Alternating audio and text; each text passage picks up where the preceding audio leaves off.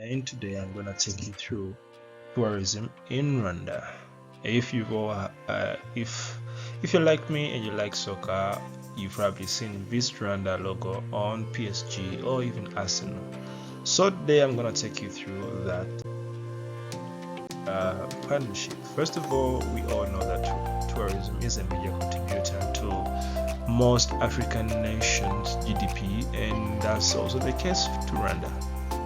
It's of course being in Africa, of course, that means you're gonna have beautiful sceneries, you're gonna have beautiful animals, flora and fauna, you're gonna have like a rich culture. So all this has become very beautiful attractions of tourists to the country, and the country has seen a very much notable growth of tourism's revenue or revenue generated by tourism, like from 2009 to 2019.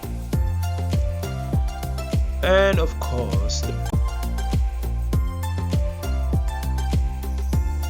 most notable tourist attractions, like we say, being that it's an African country, it's gonna be about wildlife, it's gonna be about animals, it's gonna be about sceneries, it's gonna be about volcanoes, like the national park of volcano, which has the Mount Gorillas, probably the silverback gorillas, and also being that it's a country that has a deep history of trauma, which is of that 1994 genocide against the Tutsi.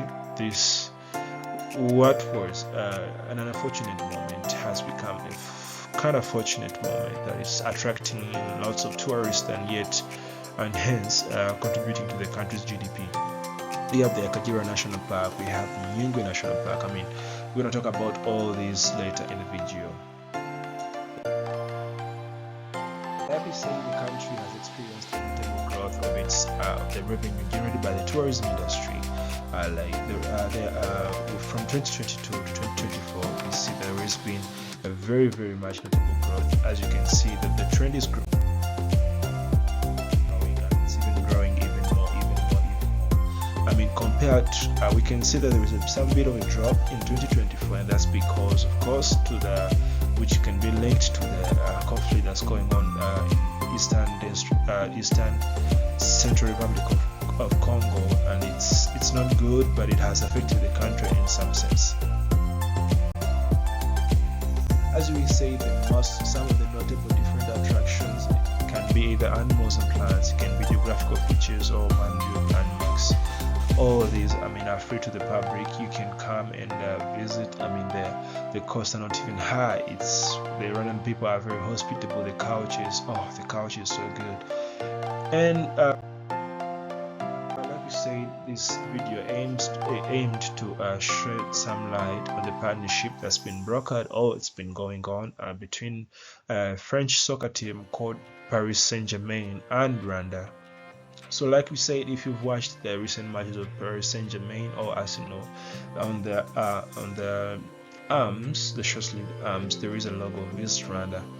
This deal was brokered in the essence of helping in marketing Rwanda, and of course attracting more people to Rwanda, hence the tourist thing. The deal was first brokered in 2019, and it was meant to span a total of 3 years, from 2019 to 2023. But because of the revenue that was generated for the country felt the need to extend the contract to 2025, and yet again to 2028, because of the growth, because of how successful the partnership has been. The partnership means that PSG and other teams that Rwanda enters a deal with, or a partnership with, will have to market Rwanda by using the logo Visit Rwanda on their jerseys, whether in their away matches or on the jerseys of their academy teams. The contract that was brokered in 2019 was allegedly reported to have accumulated over 9.2 billion US dollars, which is a huge amount for the country. Yes, being that it's a developing country. And of course, PSG, it's not just branding, it's not just marketizing Rwanda, it's more of like also participating in the contract itself, in a sense that we see that it has set up camps, youth training camps, of course not for the war, but for soccer and other talents, like in the local areas of the country, in Huye, which is a province which is a district in the southern province of Rwanda. And being that it's a marketing effort, it's gonna bring about some advantages. Some of the advantages include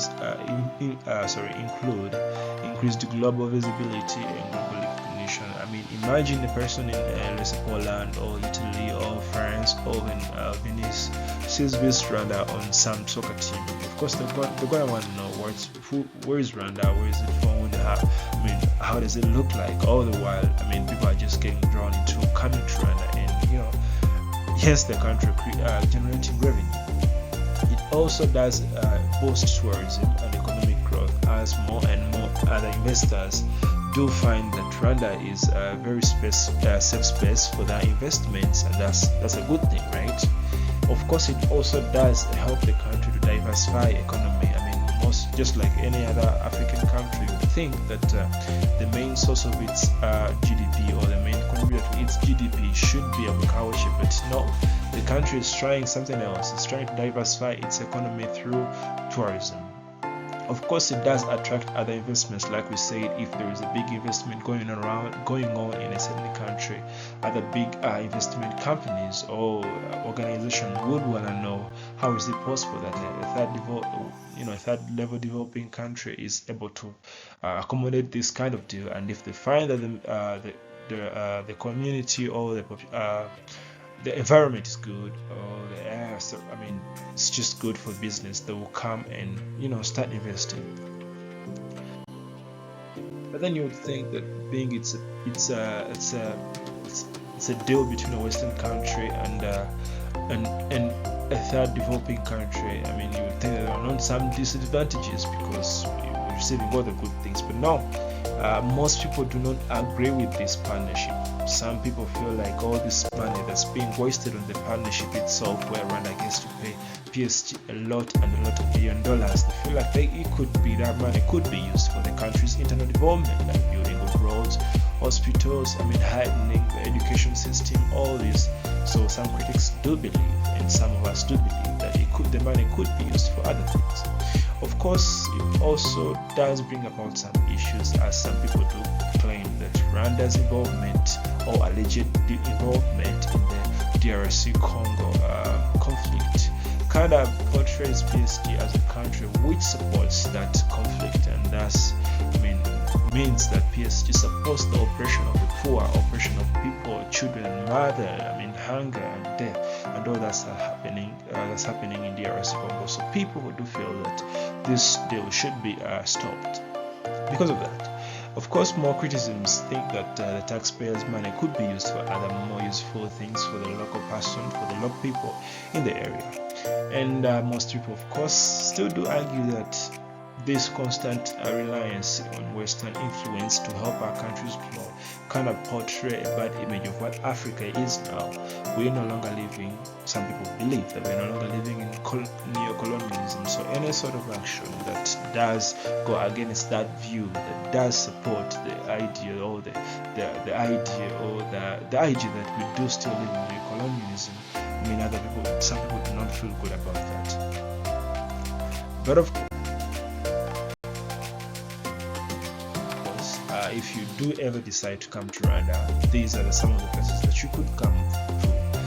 The Rwanda Convention Center, which is just close to the Radisson, beautiful hotel. You could come and you could enjoy. We do invite you there. People are very hospitable. The culture is rich and deep. We welcome you with two hands. Please do come. And then for the mountain gorillas, like we say, some notable people have been here. We have Idris Elba, Kevin Hart, all these people have been here to see the mountain gorillas.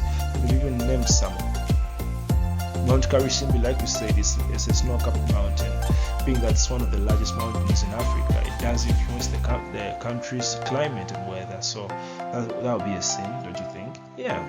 And then, like you said, sadly, the 1994 genocide against the Tutsi has become somewhat wildly renowned tourist attraction site. So please, we do welcome you all, and we just can't wait to meet you. So thank you all for for watching, and subscribe and share. Thank you, and this is Joshua signing out. Goodbye.